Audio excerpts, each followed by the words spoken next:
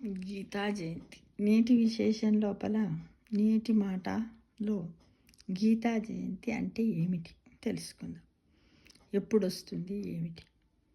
మార్గశిర శుక్ల పక్ష ఏకాదశి గీతా జయంతిగా పాటించబడుతుంది. అయితే ఈ 2024లో మాత్రము డిసెంబర్ 11th రోజు గీతా జయంతి వచ్చింది. అసలు గీతా జయంతి అంటే ఏమిటి? అయితే ఈరోజు నేనట కురుక్షేత్ర సంగ్రామ సందర్భంలో అంటే కురుక్షేత్ర యుద్ధంలో శ్రీకృష్ణ భగవానుడు అర్జునుడికి గీతోపదేశం చేశాడట. ఆ రోజే ఈ గీత పుట్టిందని ఉద్భవించిందని నమ్మకం అన్నమాట. ఈ భగవద్గీత మోక్ష ప్రాప్తికి సాధనం కనుకనే గీతా జయంతికి ఎంతో పవిత్రత, శత్రువుతో పోరాడమని, తన విద్యుక్త ధర్మాన్ని నిర్వర్తించమని భగవానుని ఆదేశమట. శ్రీకృష్ణ భగవానుడు అర్జునునికి చెబుతాడనమాట. మీ అందరికీ తెలుసు, కురుక్షేత్ర యుద్ధంలో అర్జునుడు నేను యుద్ధం చేయను, ఎందుకంటే నా రక్త సంబంధికులు, గురువులు, చిన్నాన్నలు, పెద్దనాన్నలు అందరూ స్నేహితులు, నా తోటి మానవులు, నా ఫ్రెండ్స్ అందరు ఉన్నారు, నేను యుద్ధం చెయ్యను, ఎందుకంటే ఆ యుద్ధంలో అందరు చనిపోయిన తర్వాత వచ్చినటువంటి ఆ సంపద, ధనము నాకు మనశ్శాంతిని ఇవ్వదు, కాబట్టి నేను చెయ్యను, నాకు భయం అవుతుంది అని అంటాడు. అప్పుడు శ్రీకృష్ణుడు ఏం చేస్తాడు? అర్జునునికి ఉపదేశం చేస్తాడు. అదే రోజు గీతా జయంతి. గీత అంటే భగవద్గీత, జయంతి అంటే ఆ రోజే పుట్టింది అని నమ్మకంతో ఈ పర్వదినాన్ని మోక్షదా ఏకాదశి అని కూడా అంటారనమాట. గీతా పఠనం ద్వారా జన్మరాహిత్యం లభిస్తుందని కూడా పెద్దలు అంటారు. గీతాచార్యుని బోధ శిరోధార్యం. గీత ప్రకారం మానవుడు మహాభావుడు, అమరుడు, అనంతశక్తి భాండాగారం వంటివాడు. భాండాగారం అంటే ఏంటి? అందులో అన్ని రకాలు ఉంటాయన్నమాట. ఒక ధనమే కాకుండా అంత పెద్ద భాండాగారం అబ్బో అని అంటారంటే అన్నీ కలిసి ఉన్నటువంటిది అనమాట భాండాగారం. భగవద్గీత ప్రాముఖ్యాన్ని వివరిస్తూ ఒక పర్యాయమట మహాత్మా గాంధీ ఇలా అన్నాడట. ఏమని? నా ఆలోచన ద్వారా నేను ఏదైనా సమస్యను పరిష్కరించలేకపోతే స్ఫూర్తి కోసము గీతను ఆశ్రయిస్తాను అన్నాడట మహాత్ముడు. అయితే గీతోపదేశ సారము కర్మణ్యే వ్యాధికరస్త్రే మపలేషు కథాచన అంటే దాని అర్థము కర్మ ఆచరించు, కానీ దాని ఫలం గురించి ఆచరించకు అని కూడా శ్రీకృష్ణ భగవానుడు చెప్పాడు. కాబట్టి ఇంత అద్భుతమైనటువంటి మన హిందువుల యొక్క బుక్ అన్నమాట, మహాగ్రంథం.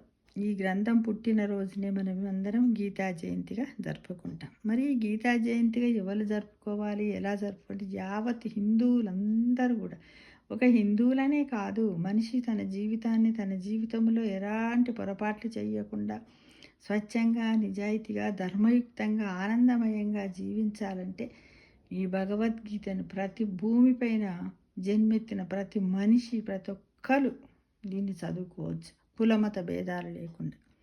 చాలా సంతోషం. కానీ ఏం చేస్తున్నారు?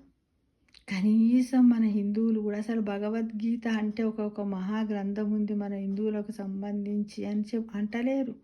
అవునా, ఉందా అంటున్నారు.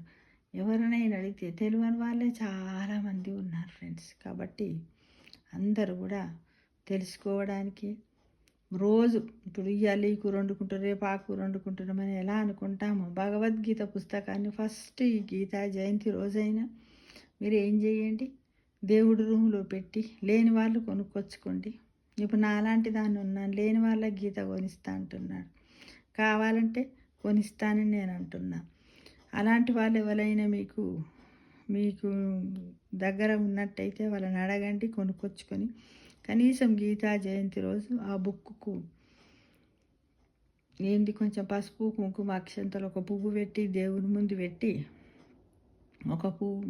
ఒక దీపము, ఏదైనా ఒక తీపి పదార్థాన్ని ప్రసాదంగా పెట్టి గీతను పూజించండి, దండం పెట్టుకోండి, దీపం వెలిగించండి, అగరబత్తి ఏది లేకపోతే ఒక అరటి పండు పెట్టండి, ఒక బెల్లం ముక్క పెట్టండి.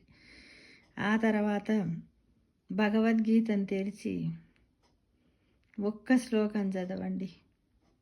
మీద ఉన్న శ్రీకృష్ణ భగవానుడు అర్జునుడు కురుక్షేత్ర యుద్ధం యొక్క బొమ్మ ఉంటుంది కదా, గుర్రాలతో రథం మీద శ్రీకృష్ణుడు ఉన్నట్టుగా కదా, అర్జునుడి కింద ఉన్నట్టుగా దాన్ని ఒకసారి చూసి అందులో ఉన్న ఒక్క శ్లోకాన్నైనా మీరు పఠించడానికి ప్రయత్నించి ఆ తర్వాత మీరు హారతిచ్చి కర్పూర హారతి ఇవ్వండి. ఇచ్చి మీరు ఏదన్నా కోరికలు ఉన్నట్టయితే కోరుకోండి. నేను ఈ రోజు నుండి గీతను ప్రారంభించాను. ఈ గీత చదవడానికి నాకు ఎలాంటి ఆటంకాలు కాకుండా శక్తిని ప్రసాదించమని శ్రీకృష్ణ భగవాన్ని వేడుకోండి. ఎందుకంటే అంతటా తానే కాబట్టి, తను సర్వంతర్యామి కాబట్టి కోరుకొని ఒక మంచి పనిని మీరు ఈ గీతా జయంతి నాడు ప్రారంభించండి. మళ్ళీ గీతా జయంతి వరకన్నా కనీసం ఇది పూర్తి అయ్యేటట్టు నాకు శక్తిని ప్రసాదించమని వేడుకోండి. అసలు ఈ పండుగ ఉద్దేశం ఏంటంటే గీతలో ఉన్న సిద్ధాంతాలు, ఉపదేశాలు అనుభవంలోకి తెచ్చుకొని జీవితాన్ని ఆ ప్రకారంగా తీర్చిదిద్దుకోవాలని. అదే భగవద్గీతకు నిజమైన ఆరాధన అని మన పెద్దలు చెబుతూ ఉంటారు కదా. అలా చెయ్యాలి. ఎందుకంటే చదివినామనుకోండి మనం మనసు ఒప్పుకోదు. ఒకటిసారి 2 సార్లు అందులో నిజంగా సంస్కృత శ్లోకాలు ఉంటాయి, అవి మనకు అర్థం కాకుండా చదవడానికి ప్రయత్నం చేయండి. అది అర్థం కాలేదు, కింద తాత్పర్యం ఉంటుంది, అది చదవండి. అది కొంతలో కొంత అర్థమవుతుంది. ఇంకా కొన్ని బుక్స్ కూడా బయట దొరుకుతాయి. ప్రతి తెలుగు మనం మాట్లాడుకునే వ్యవహారిక భాషలో ఉన్నట్టుగానే ఉంటాయి పెద్ద పెద్ద పుస్తకాలు. అవి కూడా వీలైన వాళ్ళు కొనుక్కొని చదవడానికి. మన పిల్లలకు, మన కుటుంబంలో ఉన్న సభ్యులు అందరితో చదివించండి. మన పిల్లలతో చదివించండి. మన ఇంటి పక్క వాళ్ళు, ఎదుటి వాళ్ళు, ఇంటి ముందోళ్ళు, వెనకోలా అందరినీ చదివించడానికి చెయ్యండి. కనీసం వారంలో ఒక్క రోజన్నా, ఏదో ఒక వారం రోజు, సాటర్డేనా, సండే ఈవినింగ్, ఎప్పుడైనా ఎవరింట్లోనైనా మీ ఇంట్లోనే భగవద్గీత చదువుతాయాలో మీ ఇంటి చుట్టూ ఉన్నోళ్ళని చెయ్యండి అని. మన గల్లీలో ఉన్న వాళ్ళే కాకుండా మన ఊర్లో ఉన్న రోజు వారానికి ఒక గల్లీ కన్నా పోయి చదవడానికి. ఇప్పుడు ఏమీ లేదు, అక్కడ పోయి అందరు కాళ్ళు చేతులు కడుక్కొని కూర్చొని భగవద్గీత నువ్వు చదువుతుంటే వాళ్ళని వినమనండి. లేకపోతే చదువు వచ్చే వాళ్ళని దగ్గర గీతలుంటే, గీతా పుస్తకాలు ఉంటే ఒక 4-5 పట్టుకపోయి వాళ్ళకి ఇవ్వండి. వాళ్ళకి ఎట్లా దోస్తే అట్లా చదువుకోమనండి. చదువు రాని వాళ్ళని వినమనండి.